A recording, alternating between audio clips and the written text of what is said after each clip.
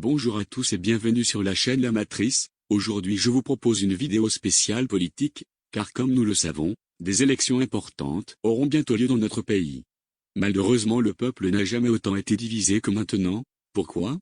Car simplement, vous, hommes et femmes, avez peur de la décision que vous allez déposer dans l'urne le 23 avril 2017. La France n'a jamais été aussi mal que maintenant. Une mauvaise décision pourrait nous plonger dans l'anéantissement complet de notre pays. Il n'en faut vraiment plus beaucoup. C'est pour ça qu'il est important de se renseigner un minimum sur chaque candidat et ne pas se référer au dire du voisin.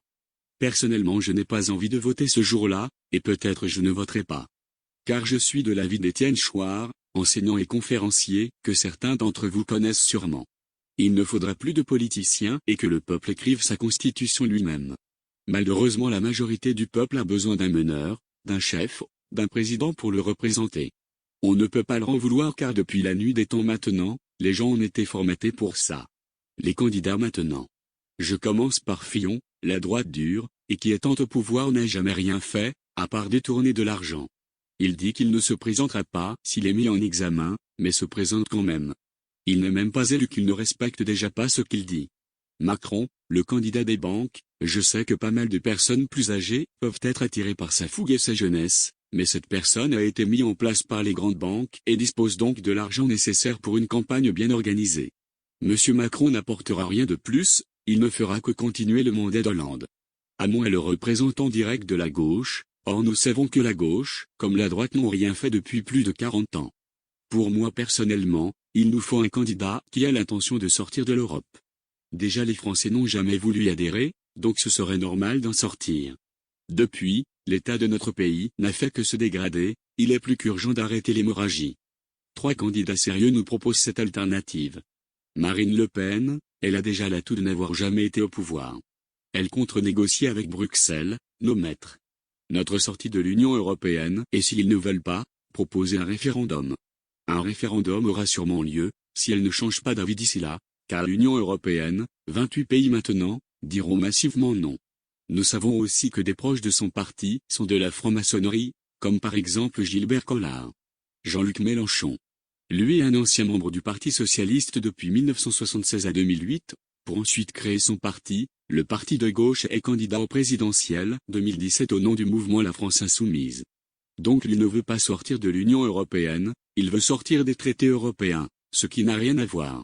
Je vous laisse un lien en description vers une excellente vidéo de Trouble Fait, qui explique très bien le sujet. Monsieur Mélenchon confirme aussi son appartenance à la franc-maçonnerie et de sa même appartenance au Grand Orient de France. Or nous savons que des lois comme l'avortement, l'euthanasie ou le mariage homosexuel ont été étudiées et mûries dans les loges avant d'être votées par nos députés. Sans parler des enlèvements d'enfants chaque jour afin de permettre d'effectuer leur rituel satanique. Élire des francs-maçons c'est continuer cette ignominie. Et pour terminer il reste monsieur François Asselineau, il mène une carrière de haut fonctionnaire, qui le conduit notamment à exercer dans différents cabinets ministériels sous les gouvernements de droite des années 1990, et a occupé entre 2004 et 2006 le poste de délégué général à l'intelligence économique au ministère de l'économie et des finances. En parallèle, il est cadre du RPF puis du RIF et siège au Conseil de Paris de 2001 à 2008, élu sur la liste de Jean Tibéri. Il fonde en 2007 l'Union populaire républicaine UPR, qui propose la sortie de l'Union européenne, de la zone euro et de l'OTAN. Il est décrit comme souverainiste, anti-américain et conspirationniste. Et il est le seul à vraiment proposer la sortie de l'euro en activant l'article 50 du traité. Pas de négociation, pas de blabla. Pour moi, avec toutes les informations cumulées jusqu'à présent sur chaque candidat, mon vote, si je devais voter, pencherait vers François Asselineau. C'est vrai qu'il est décrit comme un énarque et n'aurait jamais participé à quelconque manifestation. Mais de toute façon, aucune manifestation n'est entendue par les hautes sphères du pouvoir alors à quoi bon?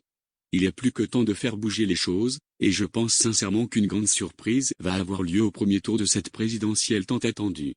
Des vidéos de soutien commencent à jaillir de toutes parts et ce n'est que le début. Un éveil spectaculaire s'effectue en ce moment même et changera à coup sûr les événements à venir. Mais il ne faut pas pour autant se relâcher, si vous-même êtes intéressé par le personnage qu'incarne François Asselineau en tant qu'ultime recours pour la survie de notre pays. N'hésitez pas à créer et publier vos propres vidéos, afin de toucher un nombre potentiel de personnes à s'intéresser aux représentants de l'UPR. Les petits ruisseaux font les grandes rivières. À nous de faire notre travail de soutien et d'encouragement, en likant, partageant à tous nos amis, familles et abonnés, afin de lui donner la visibilité que les médias lui volent. Merci de m'avoir écouté et si vous le souhaitez, vous pouvez vous abonner à la chaîne. À très vite.